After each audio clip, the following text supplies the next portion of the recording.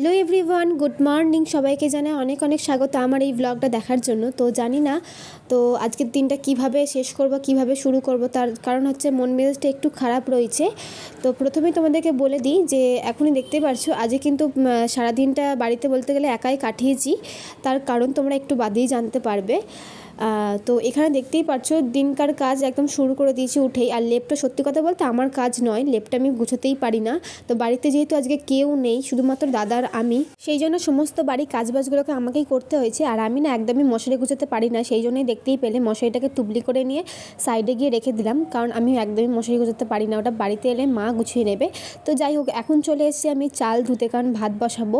তো সকালবেলা ভাতটা মাই বসাই, রাত্রিবেলা দিকেটা আমি বসাই। তো আমি তোমাদের একটুখানি বলে দিলাম যে আমরা বাড়িতে কেমনভাবে করি। তো এদিকে আমি চাল ধুতে চালটাই পড়ে গেছে। তো এখানে দেখতেই পাচ্ছ চালটাকে ভালো মতন ধুয়ে আমি এখানে ইন্ডাকশানে বসিয়ে দিচ্ছি। আর আমাদের কিন্তু ভাতটা হয় ইন্ডাকশানে। তারপরে দেখো চালটা যেহেতু ফুটবে তার জন্য কিন্তু জলও দিয়ে দিয়েছি। জাস্ট তোমার সাথে আজকে সারাদিনে কী করলাম না করলাম সেইটুকুনি শেয়ার করবো। আর এখন বসে গেছি কিছু আলু কুটতে, তার কারণ হচ্ছে যে কিছু রান্নাবান্না তো করতে হবে। তো বাবা মা বাড়িতে গেছে, হসপিটালে গেছে, কারণ মায়ের শরীরটা প্রচণ্ড খারাপ হয় সকালবেলার দিকে। মানে মা খুব পেটে যন্ত্রণা করছিলো, মায়ের পেটে যন্ত্রণা বমি সব একসাথে হচ্ছিলো। সেই জন্যই বাবা হসপিটালে নিয়ে গেছে মাকে নিয়ে। তো বাড়িতে এসে তো ওদের কিছু খাওয়া দাওয়া দিতে হবে। তো সেই জন্যই ভাবলাম যে সকালবেলা থেকে একটু আলু ভাজা করি আর একটু আলু ভাতে দিই, যেহেতু আমাদের বাড়িতে প্রায় সময় আলুটা একটু বেশিই খাওয়া হয়। তো দেখতেই পাচ্ছ সেই জন্য কিন্তু আলু ভাজার জন্য আলুগুলোকে ভালো মতন কুটে নিয়ে তারপরে এখানে কিন্তু আমি বটি দিয়ে কাটছি। আর আমি কিন্তু না সত্যি কথা বলতে কোটাকুটির দিক থেকে একদমই ভালো পারি না। মানে যে কোনো শাকসবজি কিন্তু কাজ চালানোর মতন চালাতে পারি, কিন্তু কোনো হাতে কোনো স্পিড নেই, এটাই হচ্ছে কথা। কিন্তু তুমি আমাকে দাও কুটে এক কাটে একদম রান্না করতে দাও, আমি একদম খুব তাড়াতাড়ি রান্না করে দিয়ে দিতে পারবো, মানে যতটুকুনি সেদ্ধ হওয়ার জিনিসটা। কিন্তু আমি কুটতে কাটতে একদম ভালো পারি না। বললাম না যে আমি মানে যেটুকুনি করা সেইটুকুনি করতে পারি। আর এইখানে দেখো আলু ভাতে দেওয়ার জন্য আমি আলুগুলোকে কেটে নিয়েছি, আলু ভাজা করার জন্য আলুগুলোকে কেটে নিয়েছি। তো তারপরে চলে এসেছি আমি কিন্তু এইখানে রান্নাঘরেই ছিলাম অবশ্য। তো যাই হোক, ক্যামেরাটাকে শুধু অন্যদিকে একটু ঘুরিয়ে দিলাম। তো আমি এখানে দিচ্ছিলাম আলু ভাতেটা আর আলু চচ্চড়িটা চাপানোর জন্য। প্রথমে জল দিয়ে আলু ভাতেটাকে সেদ্ধ করতে বসিয়ে দিলাম, তারপরে আলু চচ্চড়িটাকে দেওয়ার জন্য আমি এখানে কড়া চাপিয়ে ভালো মতন তেল দিয়ে কিন্তু আমি এখানে আলু চচ্চড়িটা চাপিয়ে দিলাম। সত্যি কথা বলতে একা হাতে না সামলাতে গেলে মায়ের কথাই মনে পড়ে, মা কত কষ্ট করে আমাদের দুজনকে মানুষ করেছে, তো একা হাতে।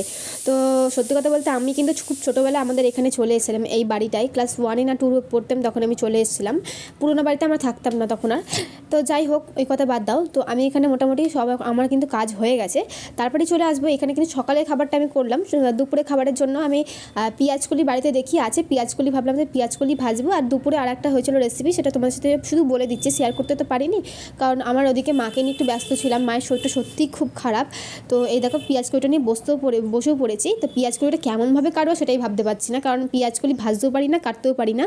তো যাই হোক, আমি এখানে আমার সত্যি কথা বলতে সারাদিনের সঙ্গে হচ্ছে এই হেডফোন। মানে আমি হেডফোন ছাড়া এক মুহূর্ত চলতে পারি না।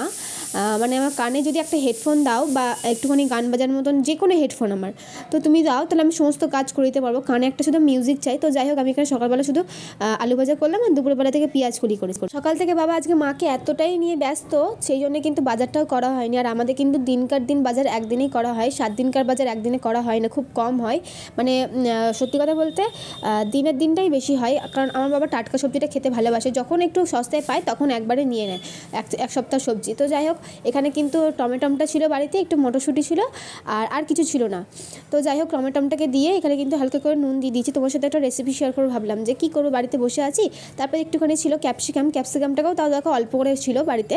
তো ক্যাপসিকাম আর একটুখানি নুন দিয়ে তোমার এটাকে ভালো মতন গলিয়ে নিচ্ছি। তারপরে যখন এটা আমার ভালো মতন ভাজা হয়ে যাবে, আমি একটা বেটে রাখা মশলা দিয়ে দেবো। সেই বেটে রাখা মশলার মধ্যে দিয়ে দিয়েছি শুধু আদা আর কাঁচা লঙ্কা, একটু জিরে, ভালো মতন জল দিয়ে ভালো মতন কিন্তু একটা পেস্ট তৈরি করে নিয়েছি। তারপরে দেখো, যখন আমার এটা ক্যাপসিকামটা টমেটোটা গলে যাবে, তারপরে কিন্তু দিয়ে দিলাম যে পেস্টটা। তারপরে এখানে অল্প অল্প করে গুঁড়ো মশলাগুলো দিয়ে দেবো, স্বাদ মতন অনুযায়ী নুন দেবো। আমি একটুখানি জিরের গুঁড়োও দিয়েছি, পরে আবার ধনের গুঁড়োও দিয়েছি। তো তারপরে দিয়ে দিয়েছি একটু গরম মশলা, রঙের জন্য হলুদ, হালকা করে একটু লঙ্কার গুঁড়ো। তারপরে দিয়ে দিয়েছি তোমার এখানে দেখো মটরশুঁটিগুলোকে একবার দিয়ে দিয়েছি। মটরশুঁটিগুলো কিন্তু আমি ভাজিনি, আর যেহেতু নিরামিষ রান্না তার জন্য কিন্তু একটু হালকা করে চিনিও দিয়েছি। চিনি দিলে কিন্তু স্বাদটা ব্যালেন্স হয়ে যায়, তোমরা কিন্তু কম বেশি সবাই জানো সেটা। সেই জন্য কিন্তু আমি প্রত্যেক রান্নাতে অল্প অল্প করে একটু চিনি দিই, কোনো রান্নাতে দিই, কোনো রান্নাতে দিই না।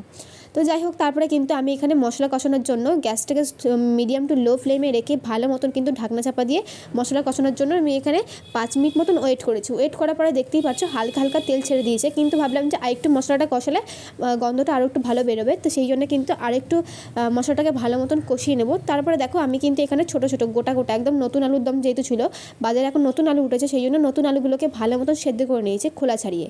সেদ্ধ করার পরে আমি কিন্তু এই আলুগুলোকে একটু জল ঝরানোর জন্য রেখে দিয়েছি, তো প্রচুর গরম ছিল সেই অবস্থায়।